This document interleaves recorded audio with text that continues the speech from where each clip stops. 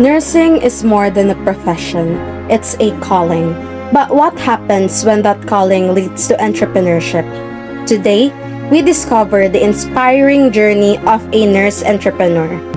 Can you briefly introduce yourself, sir, and tell us about your nursing and educational background? I'm Michael Francis Aisamolde. So I'm a I'm a nurse and a pharmacist. So I'm a graduate of high school and elementary sa St. Stephen High School. So it's a Chinese school. So I have Chinese background. So ang aking nursing naman, graduate ako ng Perpetual Health College. Pero I took my para pre-nursing, nalimutan ko na tawag doon. So my minors sa States, sa Truman College, Chicago, Illinois. So tapos, bumalik ako, tinapos ko na yung nursing dito at Perpetual Health College. Then ako ng pharmacy naman sa Central Escolar University. So I'm a nurse and a pharmacist also. Then took my master's degree at PCU. So I'm a master in management in public health administration. So, What inspired you to start a business and how did your business begin? Kaya na sinabi ko kanina, so galing ako sa Chinese family background. So since 1968, may business na sila. So ayun yung kinalakihan ko. So din nag-aral ako sa Chinese school. So mindset ng mga yung chika na business. Puro business. So ako, siyempre, ang mindset ko noon, aral lang. Tapos, I came up from okay naman na family. So, wala pa ako actually mindset ng business. Nung nagtrabaho ako dyan sa child soap, nagtrabaho ako dyan sa child soap, I was an assistant head nurse ng 4th floor sa child soap medical ward. So, trabaho ako dyan, nakilala ko yung wife ko. So, yung wife ko may business siya. Actually, itong business niya is the Wingsman. So, yung Wingsman noon is pandemic days, online lang. So, naging mag-asawa kami. Then, napag-usapan namin, bakit hindi natin gawa ng physical store? So, ayun na, doon na nagsimula. Kasi syempre galing ako sa business background eh. So, nakita ko na may potential yung Wingsman. So, gawan natin ng physical store. Naglalakad ako dito. Actually, ganito. Ang unang nandito is the Wings 88. Wings 88. So, nakita ko si Wings 88, ang daming tao. Ang daming pumipila, ang daming tao. Tapos dito, tindahan lang to dati. Maliit na tindahan. So, nakita ko si Wings 88. Kasi syempre, hindi niya makiter lahat. So, sabi ko, tayuan ko nga dito ng Wings din. Actually, may Wings na siya. So, parang ano lang yan, the reason behind parang Jollibee McDo. Hindi makita ni Jollibee lahat, minsan kay McDo na. So ganun lang ginawa ko. So, nagkaroon ako ng kagad ng target market. So, naaaan nyo rin naman sa nursing entrepreneurship kung ano yung kailangan nyo malaman bago kayo magtayo ng business. Ano yung titingnan nyo, yung traffic ng tao, kung sino yung mga customers nyo, kung ano yung mga ano. So nakita ko, may potential kasi may mga nag-aantay sa labas, nakakain ng wings. So, sabi ko, magtayo din ako ng wings. Yung hindi niya na-cater, kakain sa akin. So ang ginawa ko, ginalingan ko, ginandahan ko yung services ko, quality service, quality food. So yun, hanggang sa nag-boom na ang Wingsman. Did your family or personal experiences influence your decision to start a business? So sa family background, since siyempre kami, since siguro childhood days ko, nagbibilang na ako ng tornilyo. Tumutulong na ako sa lolo ko para mag-ano ng negosyo. Gumigising ako ng mga maaga para tumulong sa kanya. Biro mo kami na may-ari ng business, gigising ako ng maaga, maglilinis ako ng sasakyan para nagsimula ako to the ground talaga. So, ang pagsisimula kasi ng business, kung tatanungin natin dyan, is, kasi nagtrabaho na rin ako sa child soap eh. So I know kung ano yung sobrang effort ko, hindi naman ganon yung makukuha ko. So pumasok ako sa entrepreneurship kasi alam ko kung ano yung bibigay kong effort sa business. So ayun din yung makukuha ko na reward. So hindi ko ang nursing profession, that's our profession. Tapos kahit anong gawin mong push dyan, kahit maging best employee ka pa dyan, more effort, salary is fixed.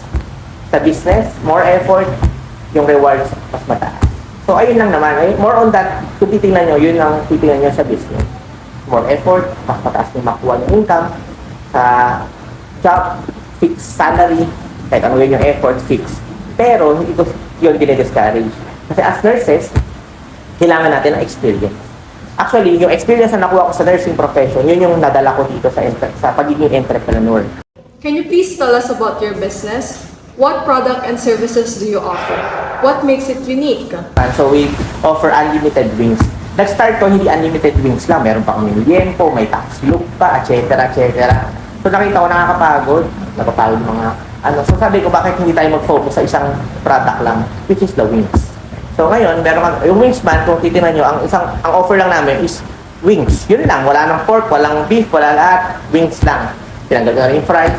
So then, at some time, nakuha ko na rin yung katabi, itong nakita nyo dyan sa vacant lot, yes.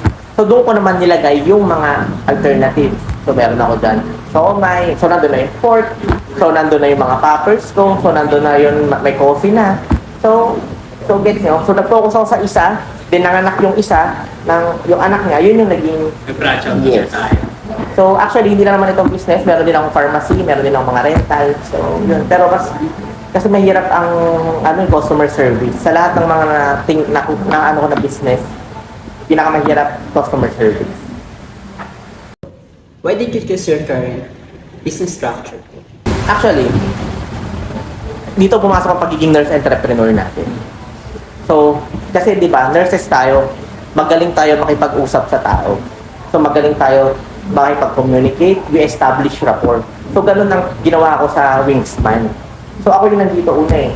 So, yung mga customers yan, kung makikilala nyo iba, graduate na, naging friends ko lahat. Kasi nga, ako yung nagbabantay, ako yung nagluluto dati, yung simula. So, I establish connection between the client. So, ayun din tayo as nurses, di ba? Para makakuha tayo ng good data, we establish good rapport. So, kung walang rapport, walang connection. So, ganun din. Minsan, pumunta dito yung mga client, ng mga kakain, hindi naman dahil sa pagkain eh. Kasi same lang naman, wings. So, ano yung pinupuntahan nila? Yung services. So, minsan nandito ako, nakakausap nila ako, nagtatanong sila sa akin tungkol sa nursing, tungkol sa entrepreneurship, tungkol sa sinasagot natin. So, I give them, kumbaga yung experience sa Wingsman, ayun yung pinupuntahan nila. Mas pinupuntahan nila experience. How many employees are currently working in your business? And what qualifications do you look for when hiring? Actually, ngayon, 9 sila, 9. So, ang qualification, actually, ginawa ko silang balance. Meron akong mga matatagal na nag-work. Meron din akong mga bago, mga fresh grad. So, at least, binibigyan ko ng opportunity mga fresh grad, ma-experience nila, makapagtrabaho. Kasi nga, di ba, dito sa atin, sobrang hirap. Parang iba, gusto agad, 2 years experience, college graduate, etc. Sa akin, hindi naman. As long as willing to learn ka, pasipag ka, mapagkakatiwalaan ka. So, we accept here at Wingsman. Pero, kailangan din namin, syempre, mga seniors namin, dahil na meron ng managers and supervisors, dapat meron silang may qualifications regarding. So, yun lang. Once na nakapasok na qualifications na yun sila, then, yung iba naman, from being a crew, tine-train namin to becoming supervisors din naman. So, ganun naman sila para ma-train sila lahat. So, kung ano yung knowledge namin, tinuturo din namin. Yung learnings and experiences, tinuturo namin. Actually, tinuturo namin sa kanila, parang sa akin, nursing. Papasok ulit, nursing, nurse entrepreneurship, independence. Kailangan nila maging independent. Independent care, di ba? So, How do you promote or market your business to your clients? actually, ganito yun. If you want to promote your business, you must network. So, dapat ma-wide yung network mo. So, ang mga network ko is, siyempre, I was club president ako ng isang organization or fraternity. So, naging club president ako sa Eagles. So, actually yun. So, Eagles, so it's a national organization sa Philippines. Actually, meron na rin siya sa ibang bansa, international na rin siya. So, para siyang Rotary. So, yun. Ayun yung isa natin, network. Then, yung mga friends, may message ko sila, sasabihin ko, kaya kayo minsan dito. So, yun. Kumbaga, hindi ko inaalis yung connections between other people. Yung network, ayun ang pinakakailangan lagi sa business. Actually, kahit naman hindi ka mag-promote online, as long as you have the network, kaya. Pero syempre, iba pa rin ang digitalization era. So, yung hindi ko kayang abutin, ayun yung inaabot naman ng advertisement sa Facebook. So actually, hindi ako masyado nag-ad sa Facebook. Inano ko na yung sa aming mga managers and supervisors. Sila na yung inatasan ko doon. Sila na bahala mag-ad. Sila ako bahala mag-network. So, minsan meron kami mga bisita dito from City Hall, mga VIPs. So, yun. So, ayun naman yung gaya na, diba galang sa science background, last time kumain dito si Cellboy, yung may-ari ng Cellboy, si Alvin Shooting. So, yun naman. Kasi nga, yung may network. What are your main responsibilities as the business owner and what is the mission or vision of your business? Actually, pag business owner ka, ang pinaka-ano niyan, are you willing to sacrifice? Lagi yun. Minsan may time na matutulog ako. Di ba, ganun yun eh, parang leader ka. First in, last out. So, ganun din sa business. So, ikaw yung unang gigising, ikaw din yung huling matutulog. Kasi syempre, walang gigising to check if everything is okay. Then, last ka matutulog, to check kung nag-flow ba ng maigi yung business. Sabi ko nga, kala ko noon dati nag-business. Mas, ano na to, relax na. Kasi diba, from working at a hospital, kala ko, pag nag-business ka, relax na kasi boss ka na. Hindi pala. Kasi nga, you'll be handling people. So, yun yung medyo mahirap doon. So, yun. Ikaw ang unang papasok, ikaw ang huling lalabas. So, dapat ganun ang mindset ng isang businessman. So, yes. Can you share a challenge your business has faced and how you overcome it? Actually, ang challenges ngayon, para sa akin is yung generation na to. Parang generation, anong generation yun? Gen Z and lower generation ng konti. Kasi medyo parang matampuhin yung mga generations nyo, konting, tatampo. I mean, kaya niya, kunwari, masabihan mo, na-heard. Kasi ewan ko, bakit sa amin nun, kasi hindi niya naranasan yung binabato ng chok. Nakukwenta siguro ng parents niyo yun. Tingin ko, nababato ng chok, pinapalo ng ruler, nababato ng eraser. So, tingin ko, yun yung that makes us strong as a person. Yung mga ganong challenges. Kasi ngayon, pag sinigawan mo yung student, mag-post sa Reddit, o sino pong picture na to, ganyan. Diba? Parang, alam niyo yun. So, yun lang naman. Kasi sobrang digitalized na tayo lahat ngayon. So, sa social media, minsan, diba, pag kunwari may naaway kayo ng teacher, yung minamay day nyo pa. So, tingin ko, yun lang naman. Actually, yun lang yung sa generation ngayon na mga nag-a-apply. Pag nasabihan, medyo nagtatampo, hindi na papasok. Yung iba, feeling entitled. May mga ganun. Pero hindi ko nila lahat. Actually, pag with good educational background and good experience, yun yung okay. Pero pag kunwari, wala na nga experience, wala pang good educational background, siyempre gusto nila mag-apply first time, yun yung minsan medyo nahihirapan ako i-handle. So, siyempre, through training and seminars namin, para maging okay sila na staff. So, yun lang naman. Kasi sa ganitong business, ayun ang mahirap how you handle people. So, yun. So, pwede nyo masabi na may nag-apply dito tapos may nasabihan kayo na konti. Actually, ako hindi ako nagsasabi. Ang nagsasabi, syempre, that's the job of the manager and supervisor. So, syempre, may nasabihan ako ng supervisor, manager, so may message sa akin yung staff. So, ba't naman ganyan. Kasi, that's their job to call your attention. May nagawa kang mali, i-call nyo na yung attention mo. Pag wala naman nagawa mali, hindi naman i-call yung attention mo So, yun. Minsan tingin ko kasi, hindi nila nagiging very emotional. Actually, pag work is work. Dapat lagi nyo i-apply yung natutunan nyo na professionalism.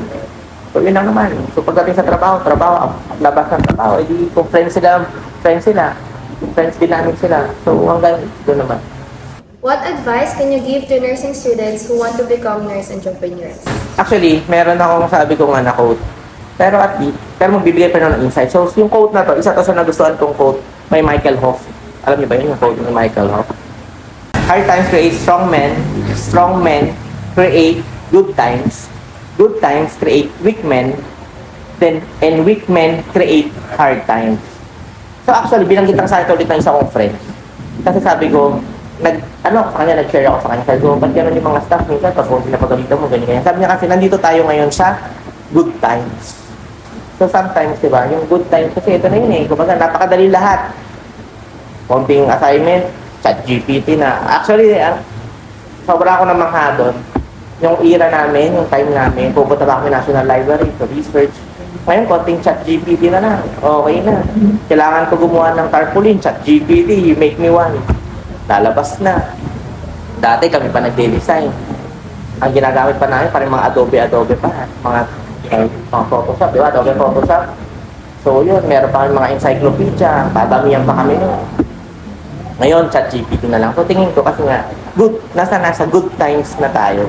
So actually, yun na kaya kong i-share sa inyo. kayo maging weak. Dapat maging strong pa rin kayo. So, huwag nyo laging daan sa shortcuts. Kasi tingin ko, ngayon tao gusto shortcut eh. Siyempre, sino ba naman ayaw ng mapadali na trabaho? Diba? Gaya yan, vital signs. Example, di naman narinig, nanguhula. Tapos yung pasyente, di ba? High blood na pala, 120/80 po. Heart rate, mataas na. O, gagawin nyo 100. Para actually, pwede sa borderline. RR. Increase RR na, gagawin nyo rin borderline, 20. Para natin pag 20, ay ma'am, may 20 lang nung bibigit. So actually, huwag yung shortcut eh. Kung ano yung kailangan, kung kailangan nyo ulitin nyo. Sabi nga eh, minsan hindi nakukuha ng isang ganun lang. Minsan kailangan dalawa para makuha nyo yung business. So, gano'n lang naman. Ang advice ko sa inyo as nurse entrepreneur, galingan nyo sa school nyo. Tapos, gain experience. Dali nyo yung experience nyo. To start kung gusto nyo maging businessman, dali nyo yung experience nyo kasi makakatulong yun sa inyo when putting up a business.